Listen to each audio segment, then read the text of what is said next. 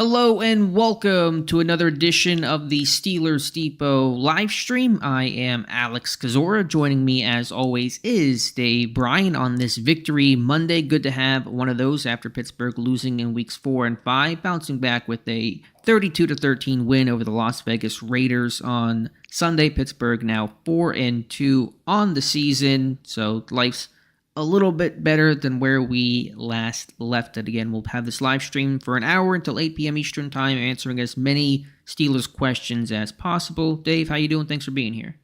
I am doing fantastic, and we get a free look ahead at the Jets tonight. So we get entertainment and study at the same time tonight with looking ahead. So, 32 points in this economy. That's especially when it comes to the Steelers.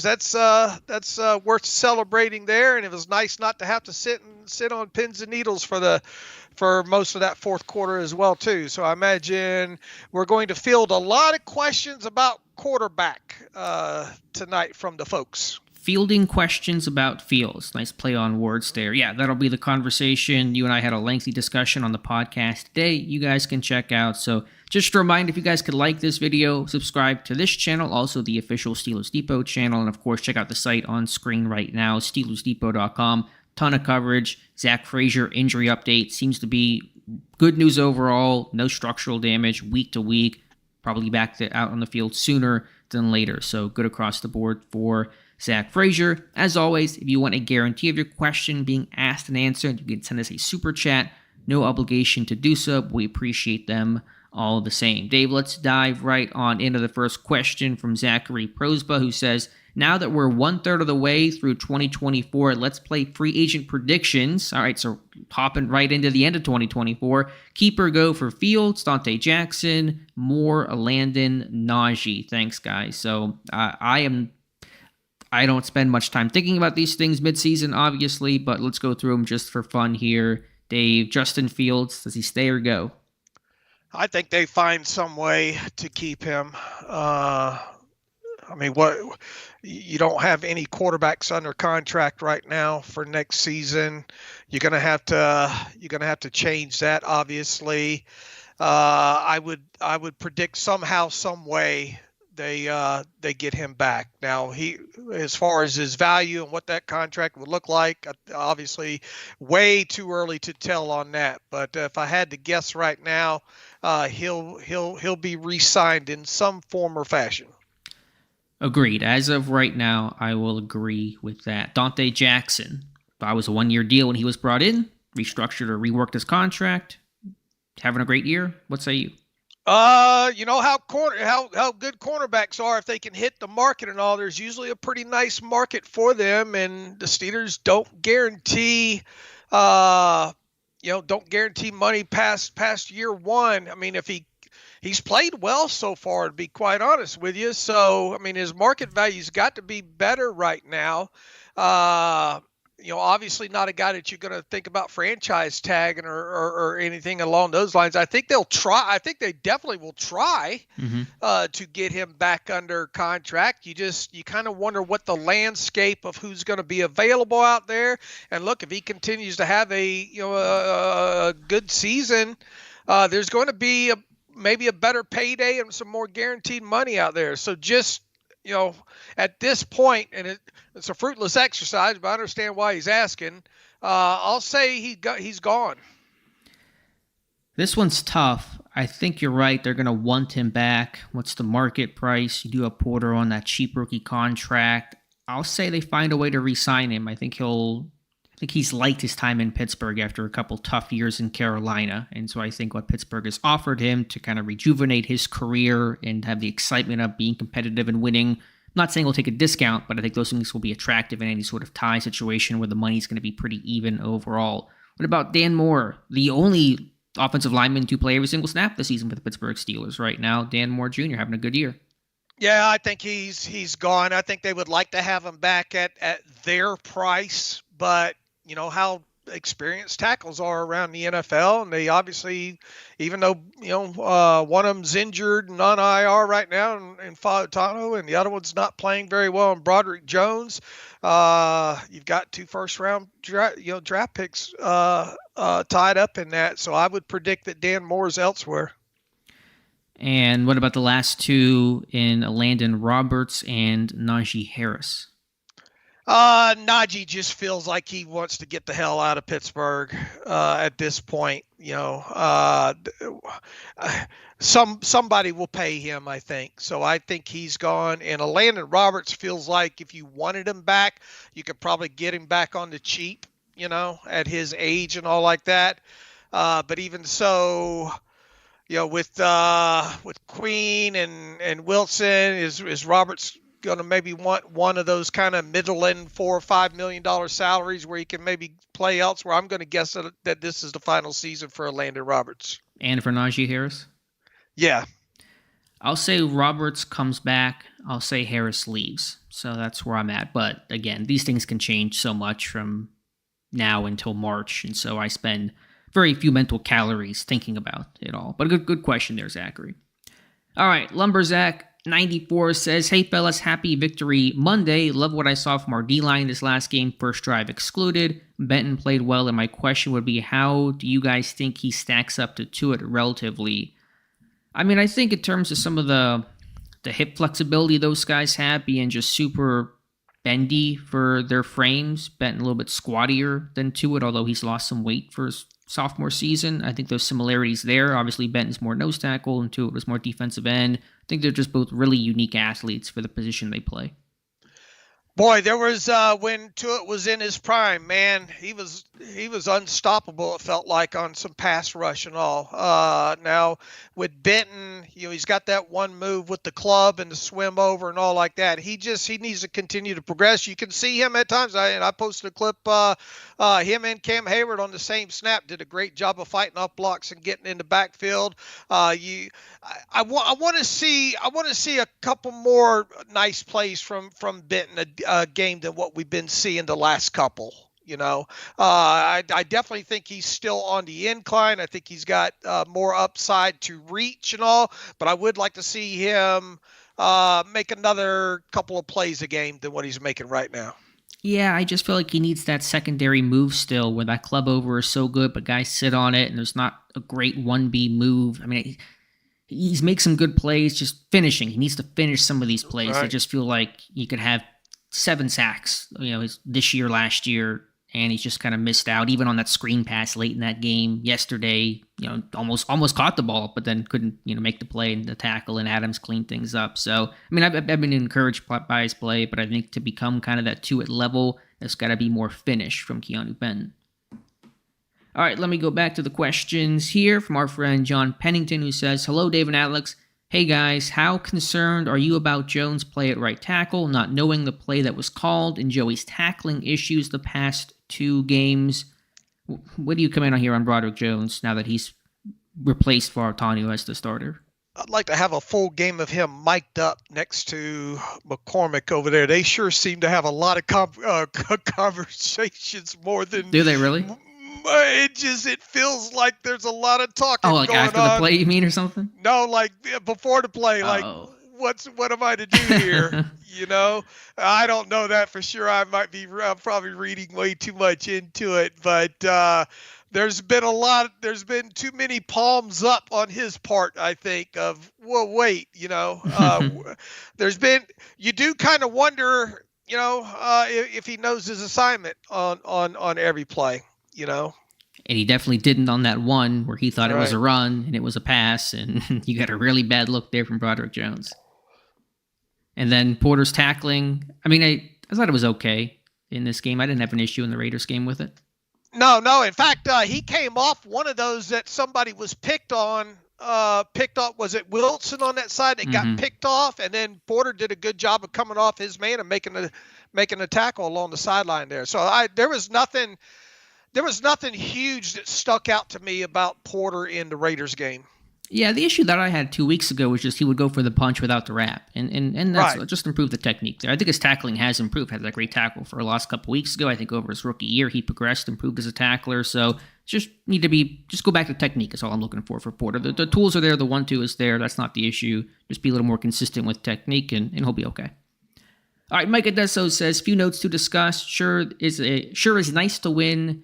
Too quiet to George Pickens noise for a week. Dante Jackson and Elliott and even Queen sure have transformed this D. Danny Smith, that's it. That's the note. So agreed across the board. Nice to not have to litigate George Pickens 74 times in 1 week. And Jackson, Elliott, Queen playing well. I thought Queen maybe his best game of the season yesterday. And Danny Smith forever, as you guys all know. I wonder what the odometer said on Queen yesterday, because he was moving from side to side in that game. He covered a lot of ground in that game. But yeah, you like those tackles closer to the line of scrimmage with him, and Dante. We already talked a little bit about Dante, but Deshaun Elliott. It seems the last several games here when Deshaun Elliott hits somebody, he's going forward and the other player's going the other way. You don't see a lot of falling forward when Deshaun Elliott gets a hold of you, and that's even in the run game. A couple of those run stops as well too. And boy, what a good stop that was out there in the open field in one-on-one coverage on that. He kind of. They tried to pick him off a little bit. He's running behind the tight end. Tight end catches it, and man, he drops him not only to the ground, but he's going back towards the other team's goal line. We talked about how crucial that tackle was down at the goal line there. And if I'm the Raiders, I would have challenged that, but that's not, you do what you can do, and they spot the ball where they spot it. And the very next play, you talk about defending blades of grass, and he did it there because you never know what the next play can be. And the next play was T.J. Watt punching the football out. So I think Elliott's definitely earned his money. I think Dante Jackson's played well. I think we see what Queen can do in a game this past week. So, that's definitely a good Beanie. Even though Beanie got picked on the last touchdown there, I thought it was a better bounce back game for Beanie too. So some things definitely to build on with the defense there. It's effort paying off. Elliott having the effort to chase down. That was Abdullah, right? That had the carry and the fumble, the carry to the half-yard line and the fumble. That was Abdullah, right? Do you know, Dave? Yeah. Okay. Yeah. I think I might have said Madison mistakenly on the podcast, but either way, it's Elliott showing the hustle to make that tackle and then rewarded the next play with the fumble recovery. So just pays off there. It was a big-time play that will go unnoticed, but was huge to that moment and sequence of events. And yeah, I thought a good bounce-back game is the right phrase for it, Dave, with Beanie Bishop. All right, I want to just kind of rattle off some of the people who are here in the chat. Might not mention, I should say, every single name, but I'm just gonna read them off here. Jason is here, Mr. Tummy, Daniel Barry, we got Matt, Teddy, the infamous Tim, and also Tim Chase, Wesley, Quality Colas, Rob, Daryl, M. Sparks, Pit Gun, Mark Cunningham, Infinity, Pittsburgh Toddy, Bryan. So thank you guys for being here. Certainly appreciate that. Again, be sure to check out the site, like this stream to bring in the most of Steelers Nation, who I assume were all from the Vegas game, because we should have mentioned that in the podcast today, Dave, just the influence of Steelers Nation. Not that we're surprised by it. They were in Vegas last year and turned out in a similar fashion, but it was a home game yesterday. Yeah, I wonder where, and I threw that out on Twitter. I wonder where the people that go to more road games than others. I wonder where that one ranks as far as a takeover goes. Obviously, the one in Atlanta was pretty huge there. I wonder where this one ranks for people that go to away games a lot. It's up there. For anyone in the chat happened to be at the game yesterday, let us know. Let us know what that experience was like. We got to kind of feel it from the broadcast view, but I'm sure being there was a different experience altogether.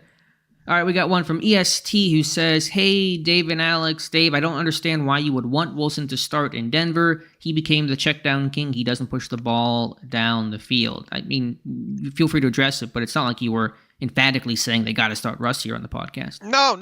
I mean, I just think, you go into the conversation, I think you can make very good arguments for sticking with Justin Fields, like I said. But from what we've seen so far in 6 games, is that his ceiling? Is that the best that you're going to get out of him? And if you say no, you think there's more to get out of him, then what gives you the belief, other than just blind faith, that we will see better?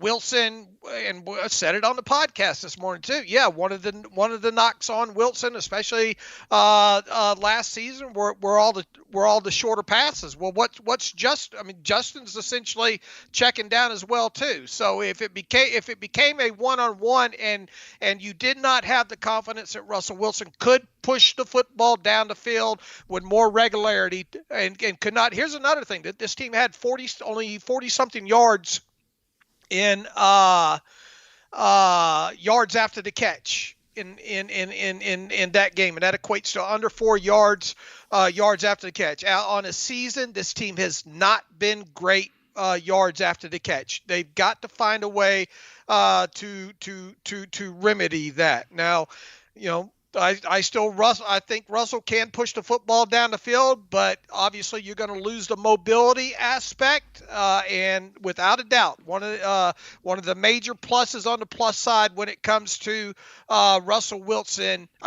Justin Fields, is what he's able to do on the move, whether it be scramble, design runs. You had a nice play rolling out to his left there and getting that ball, adjusted his body, torqued his body, and had a nice delivery to Calvin Austin. But this team is not creating enough explosive plays through the passing game.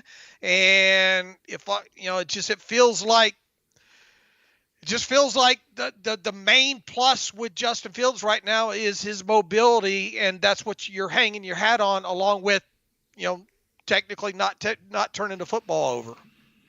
With Wilson, I don't know exactly what happened last year. The numbers weren't bad, but I get the tape was probably not as good as the numbers might indicate. I don't know if it was an offensive line issue. I don't know if it was a scheme issue. I don't know if it was a coaching relationship issue, which I'm sure did exist between him and Sean Payton. They just did not work well. It felt like, water and oil. But I think Wilson would not become check down Charlie in Pittsburgh. I think he would take shots downfield. That arm strength is still very, very real. The arm is still as good as it's been, a decade ago. So I don't think it would be. That's not my concern about Wilson, that he'll become check down Charlie. The mobility is an issue, but him checking down a bunch is not going to be my concern if they go to him. Yeah, that's where I'm coming from too. And like I said at the end of the podcast this morning too, I'm not planting my flag on the hill and living and dying by it. I don't have that much confidence in it. It could just as easily be equal to, if not worse, than what you've seen so far. It's just you feel lacking with what you've seen in the passing game so far out of this offense overall. Yeah, and just to briefly mention it before we get to our super chat from Ron Burgundy 79.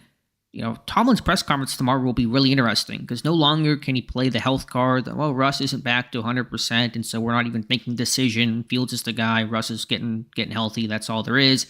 I don't think he can play the Russ card. I think you can play that for a week when he comes back and practices full, like he did last week, practicing full all this week. So it's really a football decision. Who is the best quarterback to help this team win is what it's going to come down to. I don't know what card or excuse Tomlin could try to play to mask that. I think he has to make a call here on Tuesday. And it will be interesting to see how he handles it too, especially if he sticks with Justin, but they don't address the depth chart, Mm-hmm. And I know it's just a piece of paper. I know we say it as much as everybody else says. It's just a depth chart. You can't read too much into it. But if you don't take the time to change that, knowing everybody's going to talk about it, then that's one of the parameters that you need. The team needs to feel that you have full confidence in the guy moving forward. And let's say you do if Mike Tomlin comes out and he says, okay, Justin Fields is we've looked at this. We've had enough time. Russ is healthy now. We've made a decision. Justin Fields is QB1. Well, then go ahead and adjust the depth chart. But you also got to give Justin Fields a little leeway at that point, because you just can't yank him after two bad turnovers either there, or else you're going to get in a situation where it feels like you're going to have the ability to flip-flop every other game. And look, I mean, obviously Justin Fields got the continuity in the offense right now, whereas Russ doesn't. So that's one thing that you have to worry about. But, if you come out and you make the decision on Tuesday, I just have got a feeling he's going to have some wordsmith way of wording it to hide behind it one more week. You know what I'm saying? No, I do. That we're going to go, well, I didn't think he'd go that route, and here we are. If he's your quarterback, damn it, say he's your quarterback, and put it down on paper and move forward with it. And here's the thing: if you want to, if Justin Fields is a choice, man, and you talk about his mobility and all like that, let's see some more design runs. Let's build things off of that mobility to help stretch out the defense, take advantage of the things that he does well with his legs, instead of it being scrambled type situations mostly.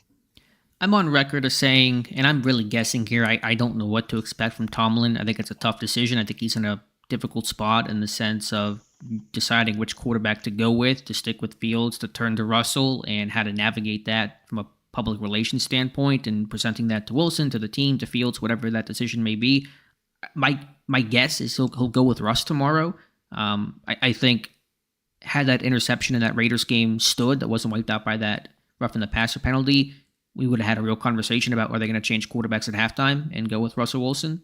So I think it got close to that. That seed was probably in Tomlin's head initially before that penalty came in and the sequence was reversed and wiped out, and they got a touchdown on that drive. If he does stick with Fields, I think he'll say something like he's the hot hand. We're going to ride the hot hand. And in that language kind of couches it to say, well, he's the hot hand now, and if he stops being the hot hand, then we can change later, is how I think he would phrase it if he sticks with Fields. Here's the thing. The moment that, if let's say he comes out tomorrow and he says, we're going to move forward with Russell Wilson, the instant easy thing to run with on the flip side is, well, the Steelers don't have confidence in Justin Fields to be the franchise quarterback moving forward. Yeah, I mean, that's the low-hanging fruit, right? Yeah, now what Tomlin will say is he was quarterback one, he was always quarterback one, he's healthy, he's good to go, so he's our starting quarterback. It's an easier way to frame Wilson as the starter as it is for Fields over Wilson, in the sense of how do you explain it and how do you kind of present that. Again, personally, I would stick with Fields, to be clear. I'm sure I'll get some hate here in the comments, but I want to make it clear that I would stick with Fields for at least another week if I was making the decision.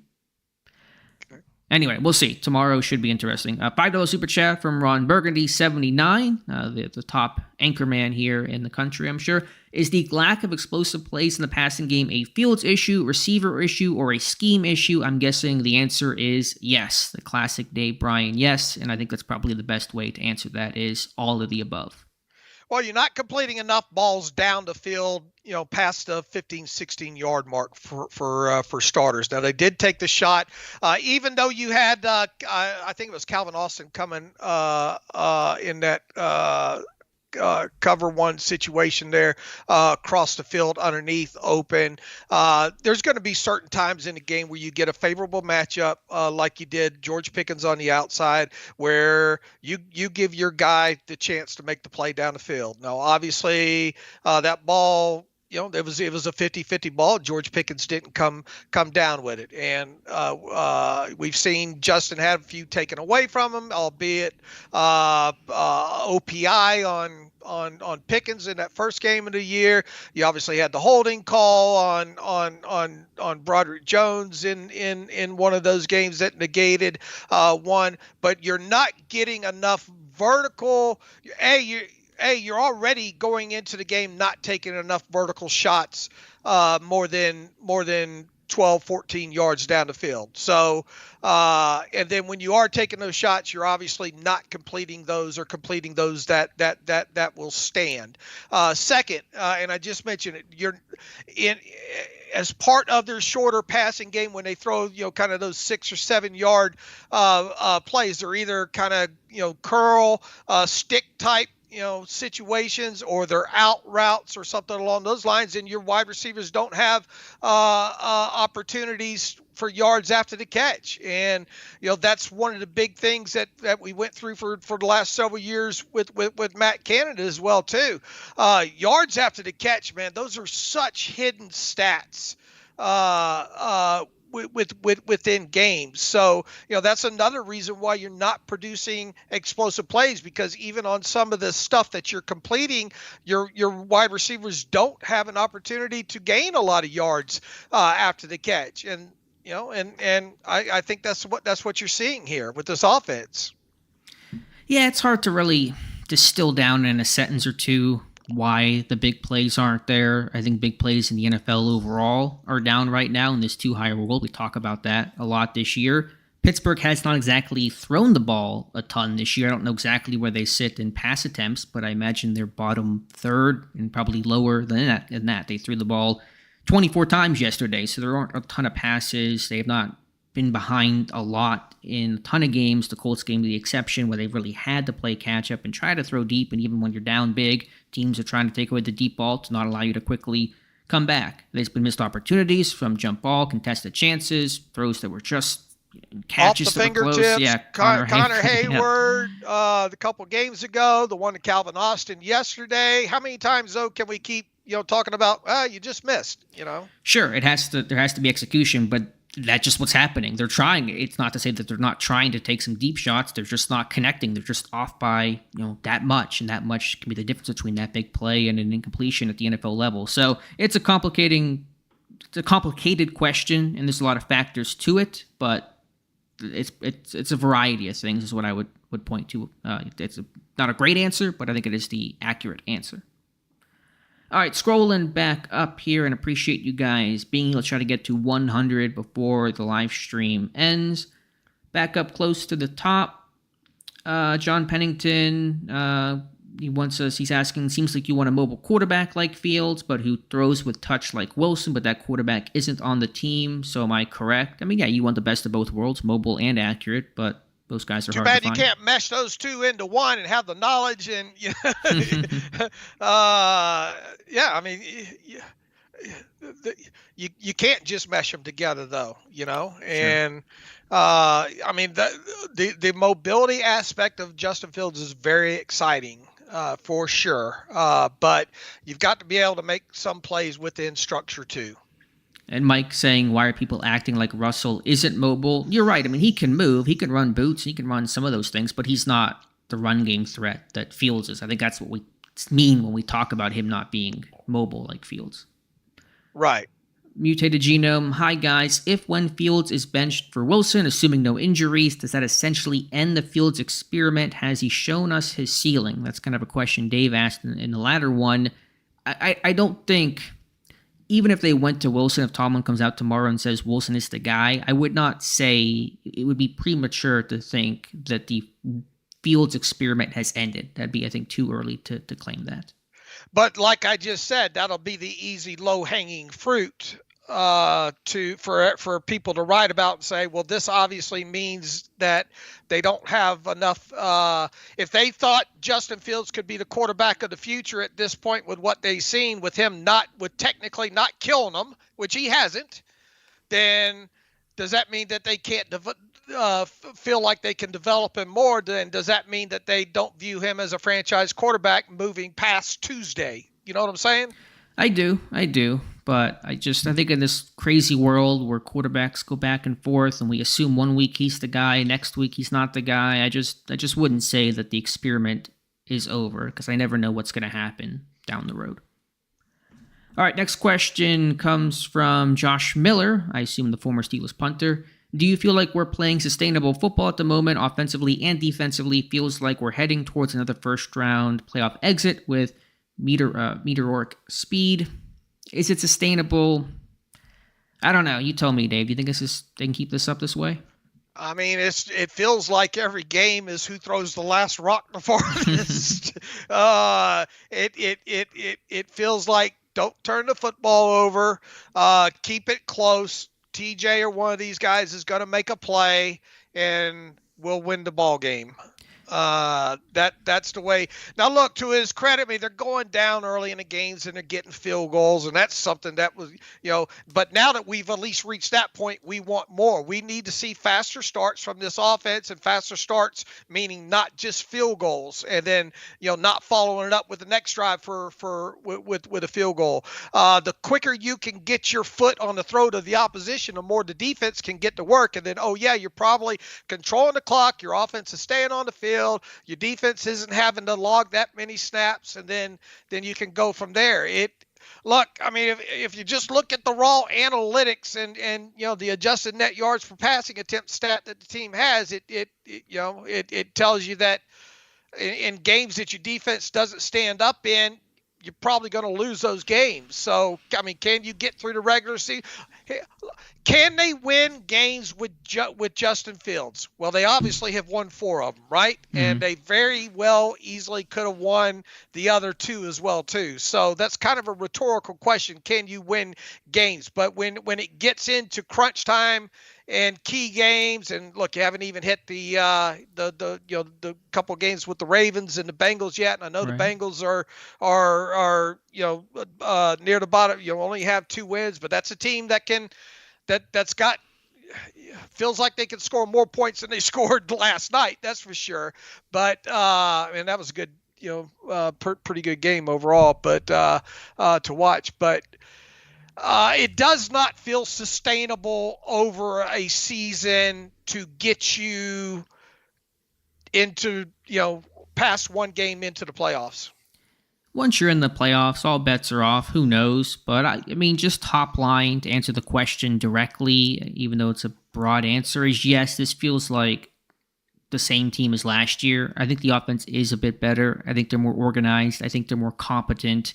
The defense is certainly better than last year. They've had better health, but they're the same general team of, like you said, win the rock fight, play great defense, keep the score down, win the final 5 minutes, don't turn the ball over, run the ball decently, play good run defense, create some splash defensively, all that kind of stuff. So, can this team win a playoff game where you got to score some points, where you got to put up 27 and win a different kind of game? They haven't shown that to me yet.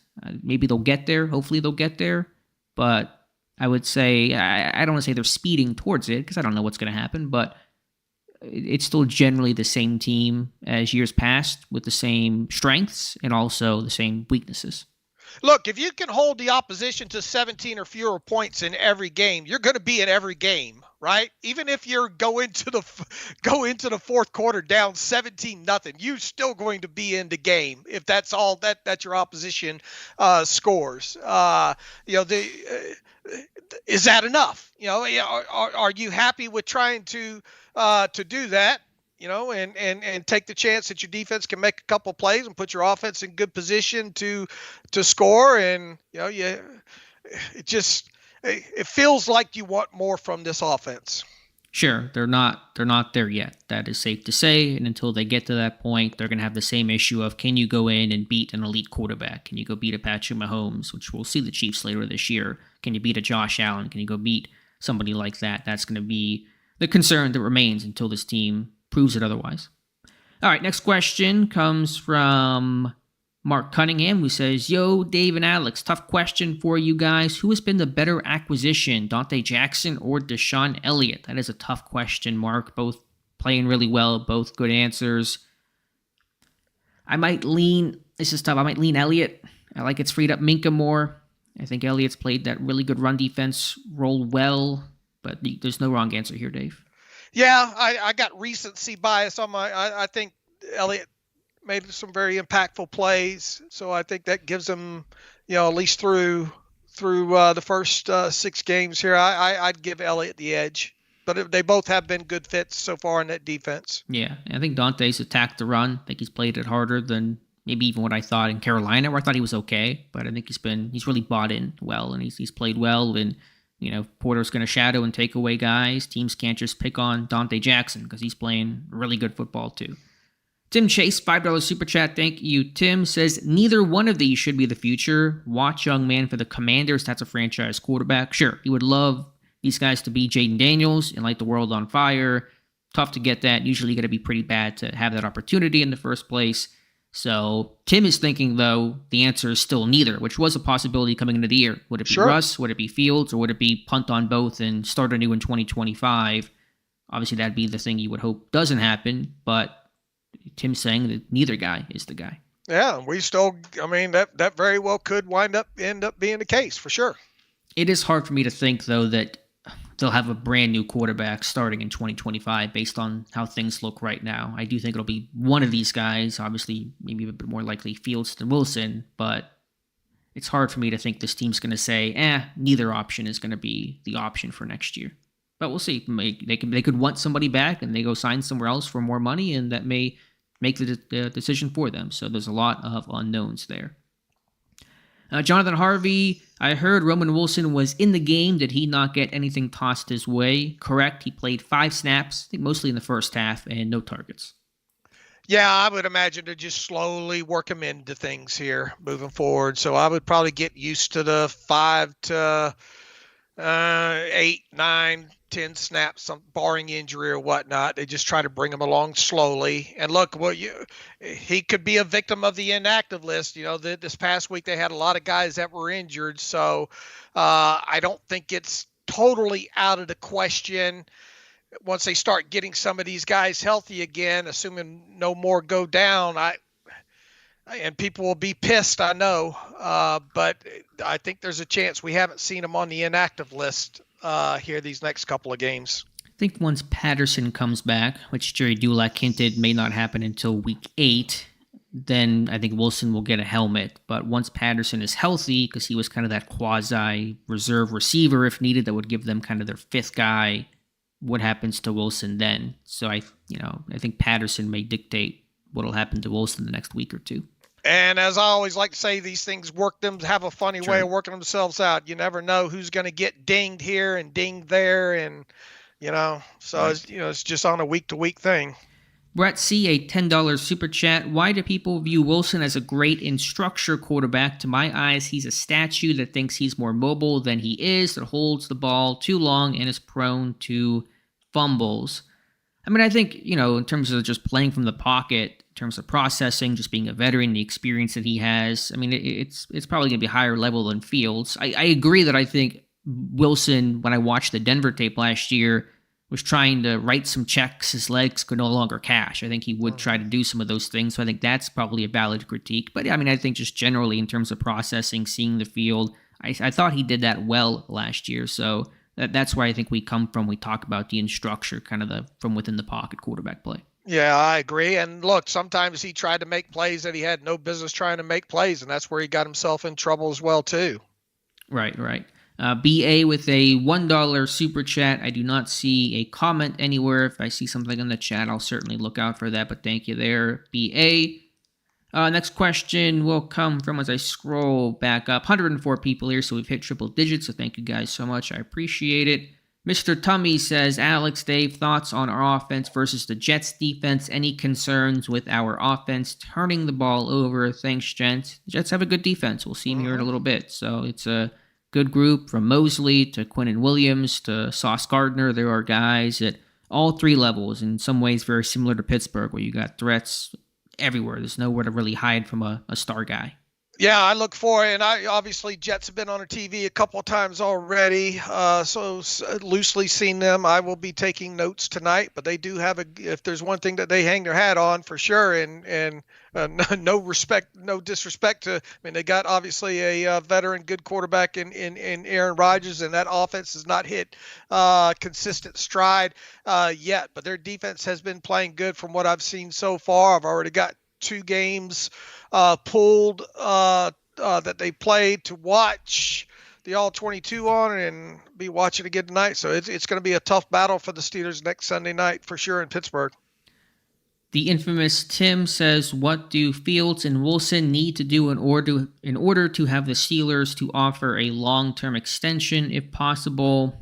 If you win a playoff game, you write your check right there, probably is what it comes down to. So I'm speaking a little loosely, but you win a playoff game and get that monkey off Pittsburgh's back, that'll go a long way. Yeah, I believe so. Wesley Meyer, I listened to the podcast, and why does Justin have to earn the starting spot? Wilson was handed it with almost doing nothing all offseason. Fields has been the starter, reps in the offseason, and is winning. I mean, we're certainly open to Fields remaining the starter. I said explicitly I would still start him. But anytime you're the technical backup that gets more reps and starts because of injury when the other guy is healthy, that's always a question. So it's heightened because it's quarterback, but it's not uncommon. This is what happens regardless of whether you're talking about quarterback or tight end or corner. It's all the same conversation. Be one thing if he played, to another level than what he's done, then there would be no doubt. But I do think, I think it's right for people to have questions and be on not that they wouldn't be either way here, but I think you can definitely hear good arguments from both sides of why one should be the starter over the other. And look, Russell Wilson was perceived as in the funny, we keep going back to pole position, but Mike Thomas said they were excited to learn more about both of those guys, and they obviously know more about Justin Fields in a Steelers uniform than they do Russell Wilson at this point. I just think that can you definitively say Justin Fields has done enough to prevent you from seeing what Russell Wilson has? My thought coming into this Raiders game, and based off a lot of the reporting and media chatter, for whatever that's worth, you can take it for the grain of salt that you want, but that this Raiders game was going to be really important to judging whether or not Fields would remain the starter or not. And to me, and people can disagree, but I thought Fields had his worst game of the season as a passer. I thought he was really poor overall, really inaccurate. Operationally, had problems, 2 delay of games. A penalty where he crossed the line of scrimmage and threw cross body that was somehow caught for a touchdown but came back on penalty, a bad decision in itself, coupled with a penalty on top of that. Made plays with his legs, and that was good, and there were certainly some good moments, but I thought he played his worst game. And so if you're coming off your worst game kind of on decision day, it may not work in your favor. So that's just kind of where I come from it all. I think he has regressed a bit the last 2 games. I thought against Dallas he was okay. I thought against the Raiders he was pretty poor as a passer. So if he was letting it up, like Dave said, then the conversation would be over. But I think we're in a different place where Fields has, not played great as a quarterback. All right, next super chat comes from Josh Miller with $2 super chat. Says, who wins the World Series? Dave, I think there might be some games on right now. I don't know how much you're watching baseball this postseason. I'm not. Any guesses? Just because the Dodgers and all that money, and they got what's his name? Otani. Shohei Otani. I would pick them. Yeah, I'll go Dodgers too, but do not take our advice for much of anything. I've watched hardly any playoff baseball, just a tiny bit this year. Pirates aren't. I watched the Pirates till they decided to pull up stakes there. Yeah. And I don't watch them unless it was the Pirates. I don't sit and watch a baseball game. All right, let's go back to the questions here. If I can scroll back up. I had a good one I wanted to see. Tim Chase says, is Jones our best option? Baseball used to be my sport too growing up. I used to could tell you everything about everybody. Had all, baseball cards. I'd memorize their stats, and if the Pirates weren't playing the Braves or the Cubs on cable TV, I'd still watch whatever the game of the week was on NBC, and was really, really into baseball as a kid, but now not so much. Which I know because you generously sent me a bunch of baseball cards, and that thing weighs heavier than me, I think. I mean, that is just a couple of big boxes of baseball cards there. What got you out of it? Anything in particular that got you to stop watching the sport? Poor life choices. Okay. Growing up, getting into other things that life has to offer. All right, which I'm putting that politely. Yeah, which was not, I assume, going to church and helping the community center and those things were not No. the things you're referencing. All right, fair enough. Tim Chase, is Jones our best option at right tackle? Really the only option at right tackle right now. So, you could make the case for Spencer Anderson. We'll see what happens when Dylan Cook comes back. But really, you got no other options right now. So got nowhere else to go, like an officer and a gentleman. Yeah. Quality Colas enjoyed the podcast today, so thank you so much for listening. Rob James says, is there a chance that Garrett Wilson could come to Pittsburgh if the Jets acquire Davante Adams? I don't think the Jets would go get Davante Adams and then turn around and trade away Garrett Wilson. Yeah, I would be surprised. Unless you're saying getting him at some later point, but I think they're going to want to hold on to Garrett Wilson and make a push to win a Super Bowl right now under Aaron Rodgers. Tim Chase, another super chat, thank you so much, says Fields is regressing, third down, very bad. Wilson has won a Super Bowl, old, but can read defenses. So that's his kind of summation on the quarterback situation. And again, very interested to see what Mike Tomlin has to say tomorrow. Because to me, and like you said, Tomlin can wiggle his way out of it with the best of them. But to me, there really is no excuse. Tomorrow's decision and the starter for week 7 really is going to have to be football related. I don't see any other way you could credibly spin it. It's going to be interesting. We'll be writing about it. We'll be listening. Just saw one from Brad Smith, says, will we ever get rid of Dan Moore? He's a free agent after this year. I think he could get paid handsomely, and he's having a good year. Let's give some credit to Dan Moore for having a career season. He overset on one of those yesterday. Did you see that? I didn't. No. Was it he got beat inside? Yeah. All right. Yeah, but overall, it's been a good year for Dan Moore, and he's been the most durable offensive lineman throughout his whole career, but also this season. All right, let's see what else we have here. Let's see. Infinity says Deshaun Elliott is a player. Really fun to watch that dude. Bryan, he can hit, man. I tell you, he can. He's effort, and he's not afraid to come up and pop. And once again, that's hard on that 3rd and 3 play. That's hard to do coming across the formation. They tried to almost try to rub him off, and obviously the tight end, who was that? Hunter Harrison Bryant. Harrison Bryant. Not a guy that renowned, but I mean that guy still had a couple of steps on him and caught the ball moving away from him, and Elliott was still able to not only get him, but he drove him backwards a little bit as well too. So that was a 3rd and 3 play, and when that play's happening live, you think they're going to get it in that situation, but they didn't, and forced a punt in that situation, and just really impressed with his nose for the football and how comfortable he looks in the defense. So far so good for him. It's a man who is built for AFC North football. It is in his DNA. Of course, was a Raven and now a Steeler, and fitting in very nicely with the culture and the scheme. Brett C. with a $5 super chat says, Alex, I saw you on the Steel Here show a few weeks ago. It was great to put a face to the voice. Good-looking guy. Trevor Kozora shouldn't be far off. So thank you, Brett. Please tell that to all the single women out there. They seem to disagree with the assessment, but appreciate that. My face is out there if you look for it. Used to do more video stuff back in college when I had cameras and all that kind of stuff, but it's out there. It's not a great face to look at, not a great voice to listen to, but you guys are here, and I appreciate you all the same. All right. Swipe left or right? What's the proper one? I honestly swipe right. I forget. It's been forever since I've even tried a dating app. So, yeah. Anyway, I'm getting uncomfortable, so I'm going to pivot here back to the Pittsburgh Steelers. Let's see. What else do we have here? I'm just trying to scroll back on up. Tim Chase worried about Rodgers shredding us. Gets the ball out fast. Yeah, it'll be a tough one there. Next Sunday night. Pittsburgh Dottie.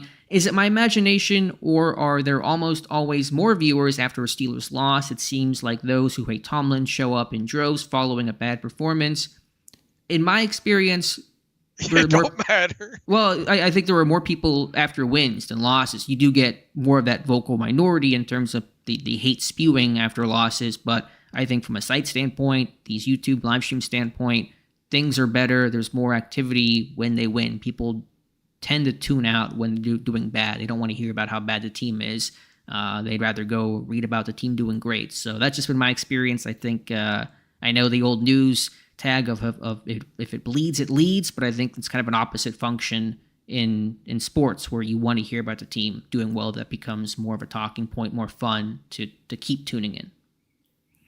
All right, let's see what else we got here. About 10 minutes left. We'll try to go through. We've got a bunch of questions here. I think I'll try to rip through them. Bryan says, during some of those passing plays, I say, what looked like Fields not throwing to open receivers? Did anyone else notice that, Dave? You've gone through the all-22 before I have.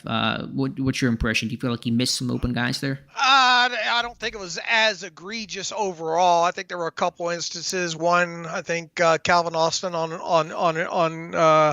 kind of a Y over probably could have gone that way. Trying to think what else kind of sticks out. I mentioned the Calvin Austin on the under on that deep one that he went to George Pickens, but that's understandable to take a shot in that situation. He got a one-on-one matchup on the outside. Trying to think if anything else that egregious stuck out to me. I'm drawing a blank. Okay. But a couple examples, you would say? Yeah. Okay. Let's see what else we got here. Jason says, hey, Alex, whether Khan gets trades for a good receiver to complement push George Pickens or not, why don't they use Muth as they should be? That would open up Calvin Austin and Roman Wilson as well. Comes and goes. Depends on the defense you're playing, and they're not throwing the football a ton. So, I mean, in an Arthur Smith offense, the number one receiver gets a good amount of volume, and no one else really does. So I'm not really terribly surprised by that.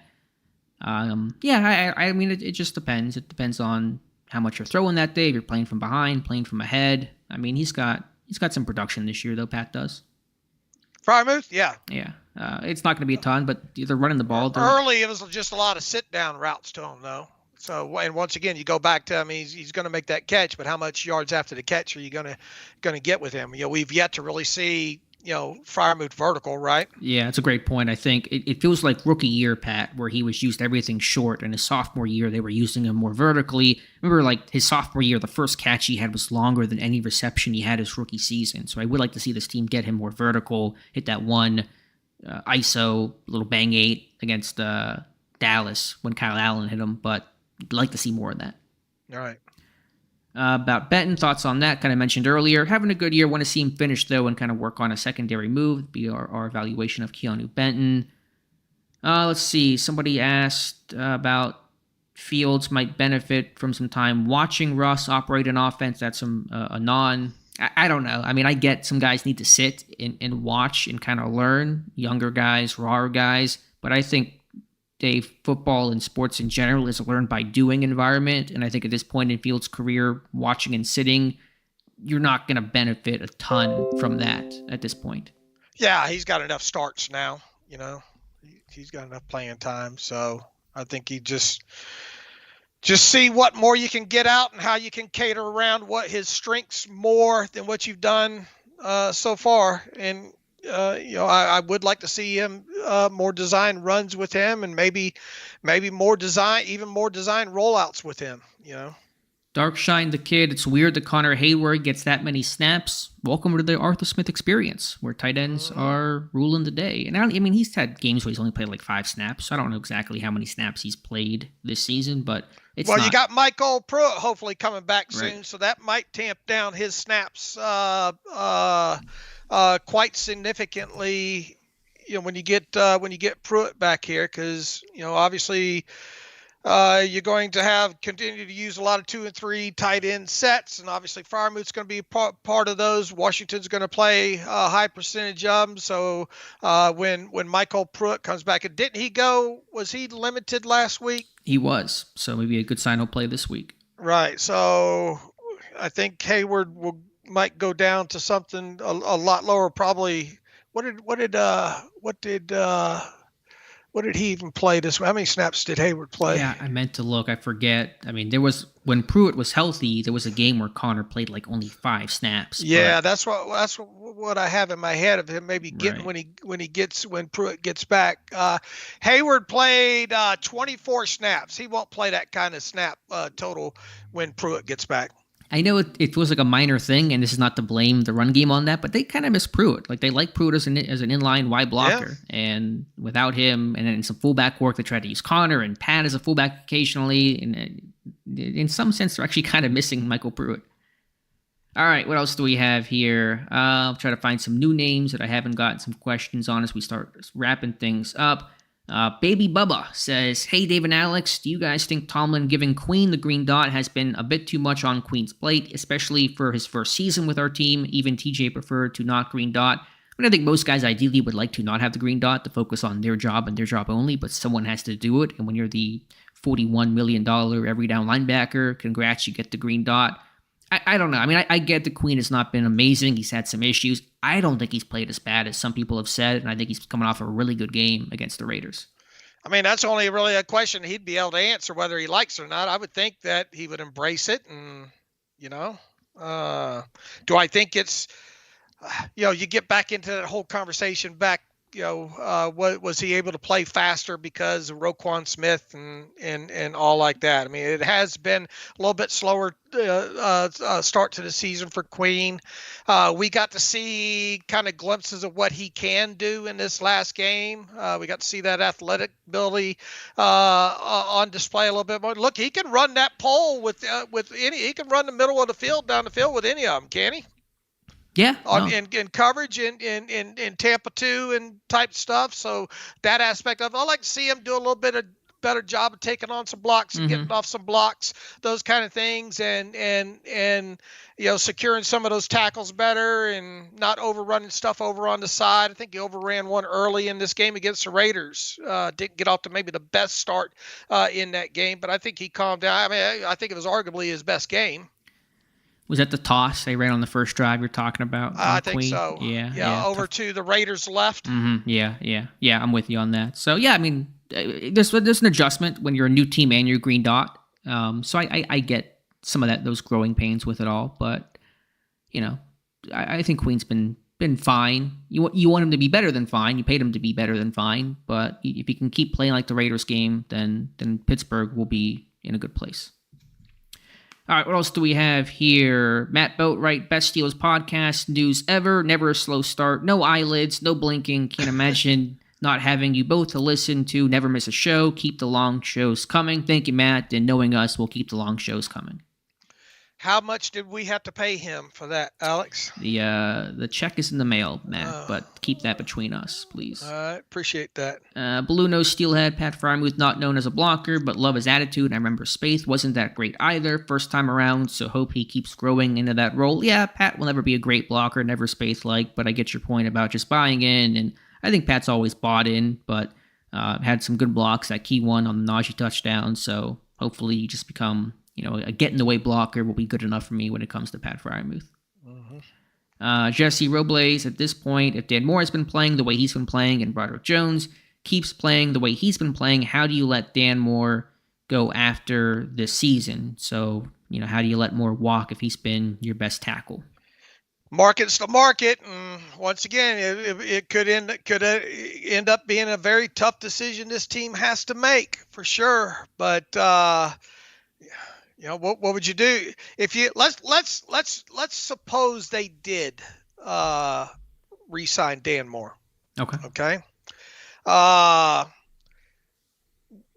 are you doing with Jones and Fautano? Do you even consider moving? Oh, I know where you're going. Moving Fautano to guard, but I mean, you got Sayamalo under contract. Well, it'd be to replace Daniels, I would assume. Yeah, but I mean, you got McCormick's held his own. Yeah. So, I mean, or do you say he's going to be our right guard? Dan Moore's going to be, Fautano's going to be our right tackle. Dan Moore's going to be our left tackle, and we'll just have, a high pedigree backup swing guy in Broderick Jones, I mean, it's fair. Well, let me answer your question first. I mean, they're going to want Fautano to start next year. They're high on him. Unfortunately, he got hurt, but they've been super, super high on him. All the moves and all the things they've said and playing him so immediately have shown that. If Jones keeps playing on this path, I'm willing to be patient, second-year guy, but, is he a starting tackle next year if he keeps playing the way he's been playing? Or do you sit there and say, okay, Broderick, you're our backup, you're a swing guy, we got Fautano at right tackle, we're going to re-sign Moore to stay at left tackle, and that's how we're going to run this thing. I mean, that is, I think, possible if Jones does not start showing improvement. Right, it's plausible. So that's kind of where I think the most likely thing would happen. But if Dan Moore plays the way that you want him to play, the rest of the season where you're having that conversation where there's no way that you can let this guy walk, that comes with a price tag. Sure, but yeah, what I was going to say initially was, okay, what's that cost for Moore? Because that O-line tax is heavy, and you're a left tackle, you're getting paid. So, I mean, we're talking, I don't know, I haven't thought about it for more than 2 seconds. $15 million a year? Like, I don't know what the number is for Dan Moore. I mean, it would be up there if he's obviously a guy that you, especially when it comes to the Steelers, because Steelers have no problems letting guys walk, right? You know, if they're over market value. And you know how really any starting tackle that's got experience, if they get to free agency, they usually do well. Sure. So it'll be a very interesting conversation piece to have. I think quarterback and offensive tackle, some real free agent questions and headlines we'll be talking about heading into free agency in that first week of free agency. If you're getting to the point at the end of the season where you're saying, man, we absolutely have to re-sign Dan Moore, that tells you a lot about what happened with Broderick Jones. Yes, it does. Yes, it does. Let's see. I had one about, I just lost my place here. We're getting low on time here. Where was it at? I just lost where this guy's question was at. Give me a second. I'll try to find it. Yeah, man, I'm bummed about that. Somebody was asking about, is Pat Meyer under contract? I'd have to look at his status. It's not publicly available. Typically, they're 2-year deals. I'd have to check. I'm not 100% sure on Meyer's status I'm not sure there. Either. If I can just try to find that question that somebody had asked, and I just lost it, and I apologize for that. But yeah, the Dan Moore situation will certainly be interesting.